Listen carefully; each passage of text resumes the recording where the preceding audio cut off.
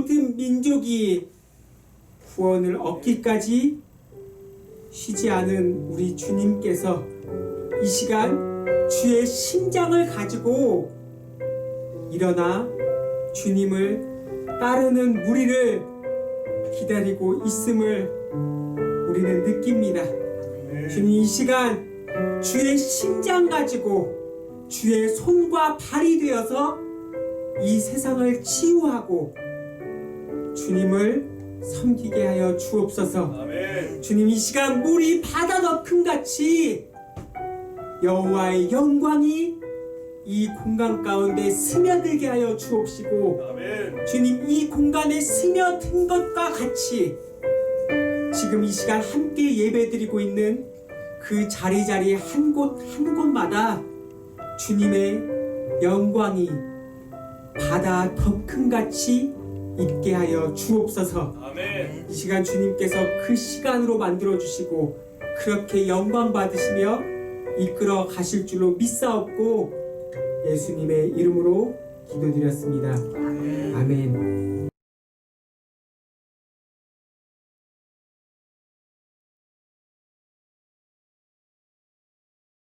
네, 오늘은 우리가 이 중보 기도라는 주제를 가지고 한번 이야기를 나눠보려고 합니다.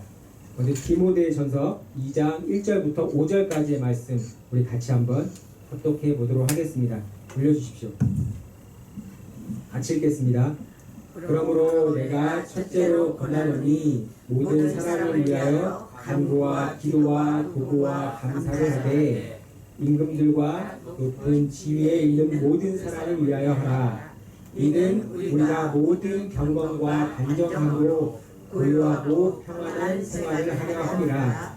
이것이 우리 구주 하나님 앞에 선하고 받으실 만한 것이니, 하나님은 모든 사람이 구원을 받으며 진리를 아는 데에 이르기를 원하시느니라. 하나님은 한 분이시오. 또 하나님과 사람 사이에 중보자도 한 분이시니 곧 사람이신 그리스도 예수라. 아멘. 네, 여러분께서는요, 이 중보라는 뜻을 알고 계십니까? 이 중보라는 뜻은요, 이 사전적 의미로 두 사람 사이에서 일을 주선해주는 사람이라는 그러한 뜻을 가지고 있다고 합니다. 이러한 의미로요, 우리가 한번 비춰볼 때 이 중보 기도라는 것은 나를 위한 기도가 아니라 다른 사람을 위해서 대신 기도하는 것이 중보 기도라는 뜻이 될 것입니다.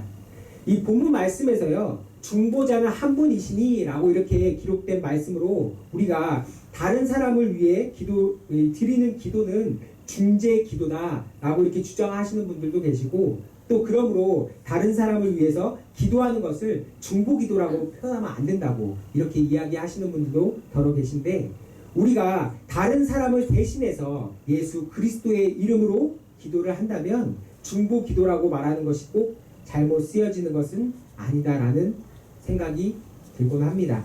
어쨌든 오늘 중보 기도의 힘에 관한 그러한 이야기를 한번 드려보려고 합니다. 이 첫 번째로요, 중보 기도는 바로 나를 버리게 합니다. 먼저 하나님께서 죄를 지은 이스라엘의 모습을 보시고 모세에게 하셨던 말씀, 출애굽기 32장의 말씀으로 우리 같이 한번 살펴보기를 원합니다. 10절 말씀을 한번 올려주십시오. 우리 같이 한번 읽어보도록 하겠습니다. 그런즉 내가 하는 대로 두라. 내가 그들에게 진노하여 그들을 진멸하고 너를 큰 나라가 되게 하리라. 그랬더니요, 이 모세가 이렇게 대답을 합니다. 출애굽기 32장 32절의 내용입니다. 다시 한번 우리 31절 말씀 올려주십시오. 같이 읽겠습니다. 그러나 이제 그들의 죄를 사하여 주옵소서. 그렇지 아니하오면 원하건대 주께서 기록하신 책에서 내 이름을 지워버려 주옵소서. 자, 위에 이 언급된 사건은요, 그 유명한 사건, 금송아지 사건입니다. 이 사건을 보면요, 이스라엘과 아론은요, 지금 이 금송아지를 만들어서 신으로 숭배하였습니다.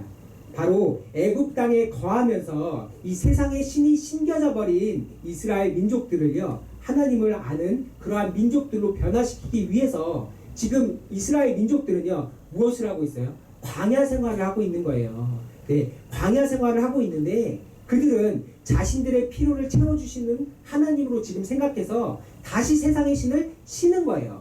다시 신은 채 금송아지를 만들고 그것을 숭배하고 있었던 것입니다.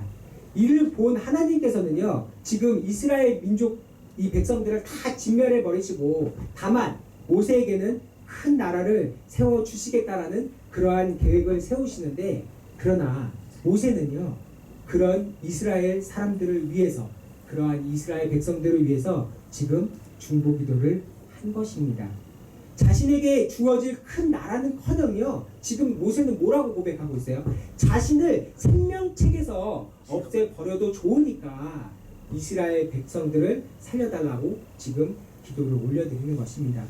여기서 우리가 살펴봐야 할 것은요, 지금 모세의 이 중보 기도는요, 이스라엘 백성들을 위해서 자기 자신을 버리는 그러한 기도였습니다. 즉 자신을 생명책에서 지워버려 달라고 이렇게 고백하면서까지 이스라엘 백성들을 위해서 기도하였던 것입니다. 잠시 욥의 이야기도 한번 드려보려고 합니다. 욥이 고난을 당했을 때 욥의 친구들은요, 지금 욥을 위로해 주려고 욥을 찾아옵니다. 그러나 욥의 친구들은요, 이 욥의 친구들이 욥을 위로했던 그러한 모습은요, 위로가 아니라 욥을 정죄했던 것이라고 하나님께서는 이 욥기서를 통해서 칭하셨어요. 지금 욥을 정죄한 것이라고 칭하시고 욥의 친구들을 책망하셨습니다.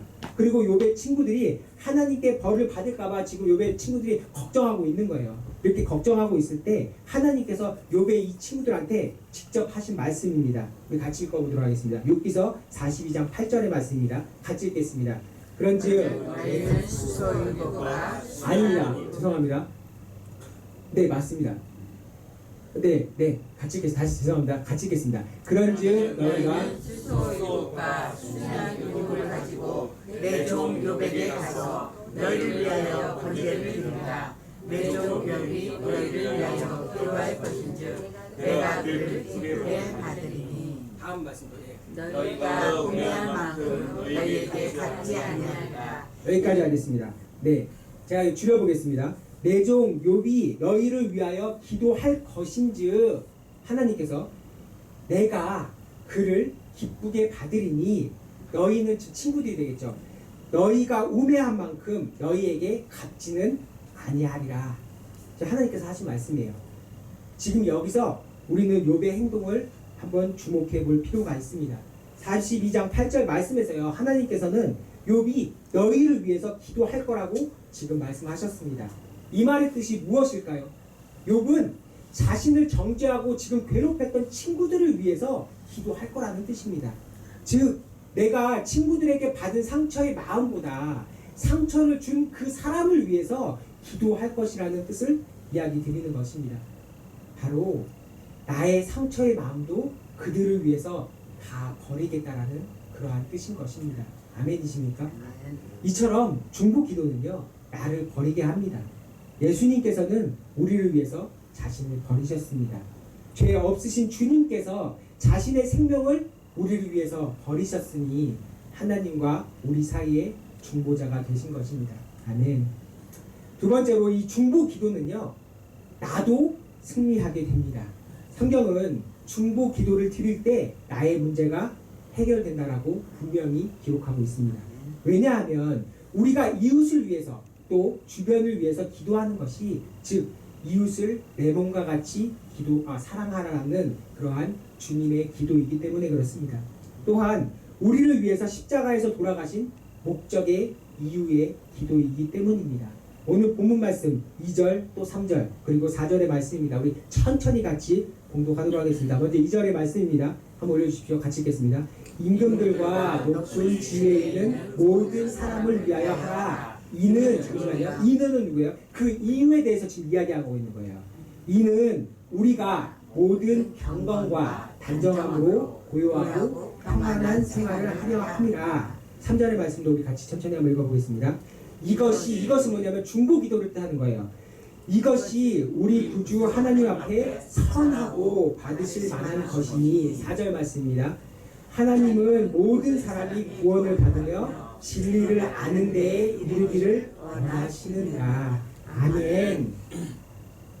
즉 모든 사람을 위해서 또 나라를 위한 중보 기도는요, 하나님 앞에 선하고 받으실 만한 기도라고 오늘 말씀에서는 우리에게 지금 제시해 주고 계시는 거예요. 그리고 우리가 그렇게 기도해야 할 것은요, 이 기도는 누구한테가 아니라 우리에게 평안한 생활로 이어지기 때문이라고 오늘 본문 말씀에서는 분명히 기록하고 있습니다. 그리고 바로 이 중보 기도를 통해서 모든 사람이 구원을 받고 진리, 곧 예수님을 아는 데에 이르기를 원한다라는 것입니다. 이스라엘을 위하여 중보 기도했던 자 모세는요, 하나님의 친구라는 그러한 칭함을 얻었습니다. 또한 하나님과 대면하였다라고 이렇게 성경은 기록하고 있습니다. 하나님의 친구, 하나님을 대면하는 것만큼 승리한 것이 과연 무엇이 있을까요? 즉 모세는요, 이스라엘을 위해 중보 기도하였을 때 하나님과 대면하여 이야기할 수 있는 그러한 권세를 얻었던 것입니다. 욥 역시 이 고난을 받으며 자신을 정죄하였던 친구들을 위하여 중보 기도할 때 이전보다 더 값진 부귀영화를 누렸습니다. 욥기서 42장 10절의 말씀입니다. 우리 같이 읽겠습니다. 욥이 그의 친구들을 위하여 기도할 때 여호와께서 욥의 공경을 돌이키시고 여호와께서 욥에게 이전 모든 소욕보다 갑절이나 주시시라. 아멘. 또한 욥은요, 자신의 고난을 통해서, 우리 너무 잘하는 말씀이에요, 귀로만 듣던 하나님을 어떻게 배웠죠? 눈으로 배웠다라고 이렇게 고백을 하였습니다. 바로 진정 욥이 축복을 받은 것은요, 무엇이냐면 그 귀로만 듣던 하나님이 아니라요, 이제 눈으로 뵈는 하나님께서 친구들을 위해서 중보 기도하는 것을 원하시는 걸 알게 된 거예요. 그리고 좋아하시는 일이라는 것을 알게 되는 그러한 축복을 받았다는 거예요. 지금 이전 모든 소유보다 갑절을 받은 게 축복이 아니라 지금 중보 기도를 하는 것을 하나님이 원하시는구나 라는 것을 욥이 알게 된 게 축복이라는 거예요. 그리고 좋아하시는 일이구나 라는 것을 알게 되는 그러한 축복을 받았고, 그리하여 지금 욥은 그들을 위해서 기도하는 거예요. 그리고 그 기도가 하나님 보시기에는 너무나도 좋으셨던 거예요. 그래서 이제 욥을 통해서 영광을 받으시려고 부귀영화를 내려주셨던 것입니다. 그래서 제가 조금 전에 이전보다 더 값진 부귀영화라고 표현해 드린 거예요. 욥은 율법을 잘 따라서 부귀영화를 얻었어요. 그런데 하나님을 눈으로 뵈고 하나님의 축복을 이제 알게 된 이후로부터 더 값진 부귀영화를 얻게 된 거예요. 그냥 부귀영화가 아니라 아주 값진 부귀영화를 얻게 된 것입니다. 또 성경은 하나님의 백성인 모세와 욥뿐만이 아니라 하나님을 믿지 않았던 이방인의 중보 기도를 통해서도 승리를 얻은 내용을 기록하고 있는데, 다니엘서를 보면요, 이 사절굴에 던져진 이 다니엘을 위해서요, 하나님을 믿지 않는 메대왕 다리오는요, 지금 중보 기도를 합니다. 그랬더니 다니엘이 이 닫힌 곳이 하나도 없이 사자굴에서 나오게 되는 그러한 역사가 일어나게 되는데, 이번에는 이방인 다리오의 기도입니다. 우리 같이 한번 읽어보도록 하겠습니다. 다니엘서 6장 18절의 말씀입니다. 같이 읽겠습니다. 왕이 위에 올라가서는 밤이 새도록 금식하고 그 앞에 오락을 그치고 잠자기를 마다하니라. 아멘. 이후 다리오는요, 하나님을 믿게 돼요. 이 하나님의 영광을 보거든요. 다니엘이 사자굴에서 나오는 모습을 보고 하나님을 믿게 됩니다. 그리고 영육간에 복을 받은 사람이었다라고 이렇게 고대 서전에는요, 기록하고 있다고 합니다. 즉 다리오는요, 하나님을 믿지는 않았지만 금식 철야까지 하면서 다니엘이 믿는 하나님께 다니엘을 위해서 중보 기도를 하였고, 그 이방인의 중보 기도는요, 하나님께서 보시기에 너무나도 좋으셨던 것입니다. 그리하여 하나님께서는요, 다리오와 또 다니엘을 통해서 영광을 받으신 것입니다. 예수님께서도요, 하나님과 본체셨어요. 그렇지만 하나님과 동등됨을 취하지 아니하셨고 사람과 같은 모습으로 이 땅에 오셔서 자신을 낮추시고 죽기까지 죽음으로 중보하셨습니다.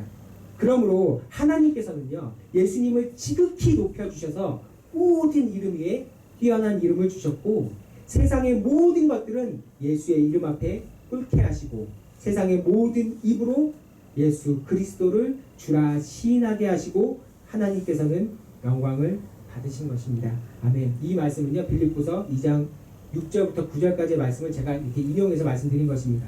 바로 예수님께서는요, 다 이루셨다라는 거예요.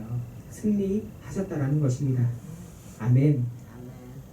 이처럼 중보기도는요, 남을 위해서 기도하는 것 같지만 결국 나의 기도도 되는 것입니다.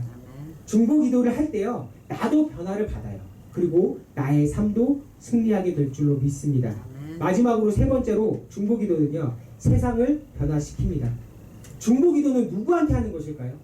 바로 예수 그리스도께 하는 것입니다. 오직 하나님과 우리 사이의 중보자는 예수 그리스도이시기 때문입니다. 위에서 이야기했던 것처럼요, 하나님께서는 예수님을 통해서 우리의 기도를 받으십니다. 또한 예수님을 통해서 영광을 받으십니다. 다시 오늘 본문 말씀 4절의 말씀 우리 한 번만 더 같이 읽도록 하겠습니다.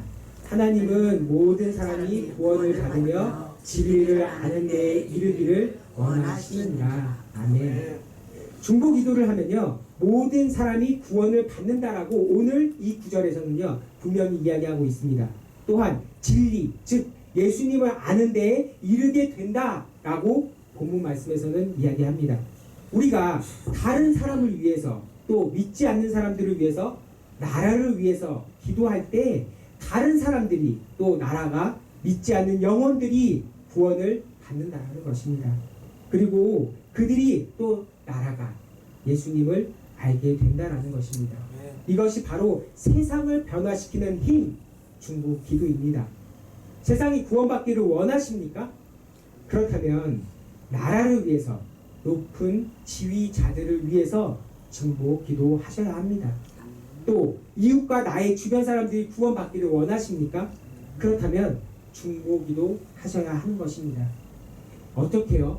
오늘 우리가 살펴본 이런 믿음의 선진들의 모습들처럼 중보기도해야 되는 거예요. 오늘 우리가 이 시간 이러한 기도를 하기를 원합니다. 이 중보기도가 이루어질 수 있는 유일한 길은요, 무엇이냐면 아주 중요한 팁이에요. 간절함이에요. 간절함. 내 뼈를 갈아서라도 먹이고 싶으셨다라는 우리 원로 목사님의 간증의 고백처럼요, 내 안에서 끓고 끓는 그 뜨거움이 하늘에 상달되고 우리 주님께서 받으셨을 때 예수 그리스도의 이름으로 그 중보기도는 이루어지게 될 줄로 믿습니다. 아멘. 제가 이 말씀을 준비하면서요, 예전에 우리 아이들과 함께 여행을 이렇게 갔다 와서 했었던, 한번 제가 했던 간증 이야기예요. 제가 그날 우리 아이들이 이렇게 신나하면서 아빠가 너무 좋다는 거예요. 여행을 가니까 얘들이 이제 제가 너무 좋다고 막 애들이 신나하더라고요. 그래서 아빠가 너무 좋다고 막 우리 애기들이었을 때 얘들이 제가 너무 좋다는 그 우리 아이들의 말에 제가 우리 아이들한테 이렇게 얘기했어요. 이렇게 아름다운 풍경과 또 시간과 이곳으로 또 보내주신 하나님께 우리는 감사해야 돼 라고 이렇게 이야기하면서 그 감사함도 너무나도 중요한데 그거보다 더 중요한 거는 너희가 이제 점점점 커가면서 아빠인 나를 잊어버려도 되지만 하나님을 잊어버리지 않고 살아야 한다라는 그런 말을 하면서요, 갑자기 그 말을 하는 순간에 제 가슴 속에서 굉장히 뜨거운 그 뜨거움이 올라오는 것을 느낀 적이 있는데요. 바로 그 뜨거움, 바로 이것이 하나님께서, 우리 주님께서 기뻐하시는 것입니다.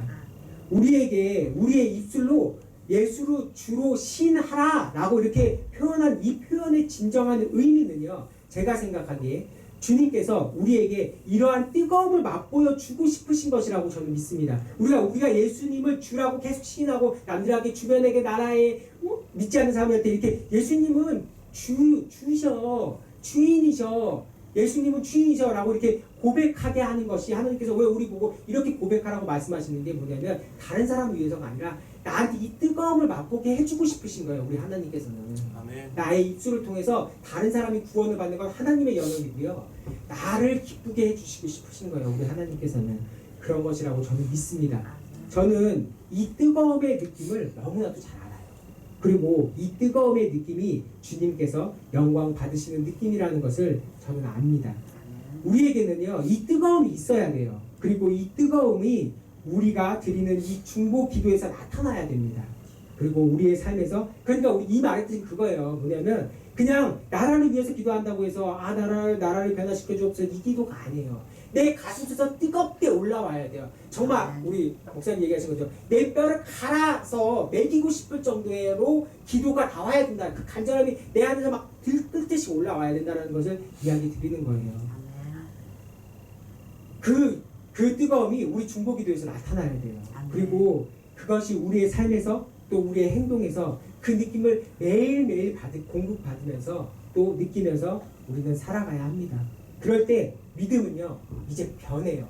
뭘로 변하냐면 실상으로 이루어지게 되는 것으로 변하게 됩니다. 그리고 그럴 때 우리는 모든 것에서 승리하게 될 줄로 믿습니다.